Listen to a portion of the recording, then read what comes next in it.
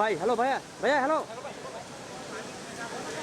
এরকম ভাবে গায়ে আগুন ধরে যায়, আপনার ফ্লোরে শুয়ে পড়তে হবে, শুয়ে এদিক সেদিক একটু গড়াগড়ি করতে হবে। গড়াগড়ি করলে আগুন শরীর থেকে নিভে যাবে। এবং আমরা যে কাজটা করবো, ওকে যে কাজটা করব তার শরীর থেকে ঝাঁপ দেবেন, বাস অক্সিজেনটাকে কাট আপ করতে পারলেই আগুন নিভে যাবে। আপনারা একজন একজন আপনারা কেউ আসেন, একজন ওনাকে দাও একটা, এই যে ওনাকে একটা দাও দাও, একবারে দিতে হবে। এই ইয়েস, হ্যাঁ ইয়েস, এই যে এইভাবে একটু সাহস করে, মূলত একটু সাহস করে যেতে হবে। ওকে, যদি ঝাঁপ দেওয়া যায় এরকম ভাবে, তাহলেও আগুন নিভে যাবে।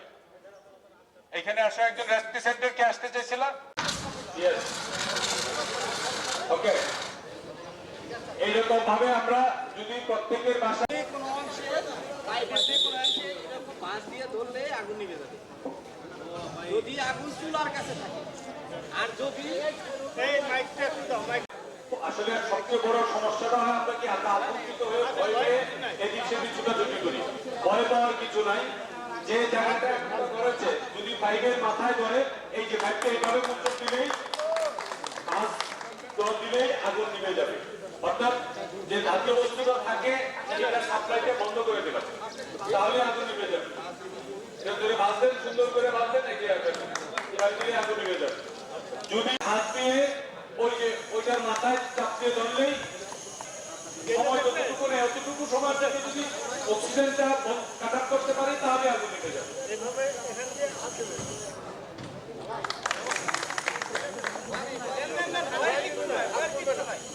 ঠান্ডা ঠান্ডা তুমি দরদ চাপতে ঠান্ডা ঠান্ডা না, ঠান্ডা না, এটা ঠান্ডা না, ঠান্ডা। আগুনটা কিন্তু দেখেন ওইটার থেকে কিন্তু আগুনটা কিন্তু 1-1.5 ইঞ্চি দূরে আছে, জাস্ট ওটার মধ্যে একটু ধরলেই হবে।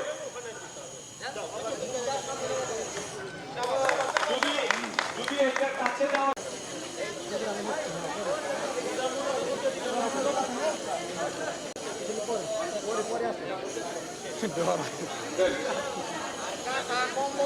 এরকম একটা মোটা কাঁথা কম্বল দিয়ে এরকম ভাবে প্যাচ দিয়ে ধরলে ধরেন, বাস। ওকে ওকে, ফাইন, ক্লোজ। এই জনাব আবু সাইদ খান, তাকে উদ্ধার করার জন্য ওই ভবনের দোতলায় প্রবেশ করছে। কেন্দ্রে আনার পরে তাকে একটি প্রাথমিক চিকিৎসা প্রদান পূর্বক হাসপাতাল বা চিকিৎসা কেন্দ্রে তাকে প্রেরণ করা হবে।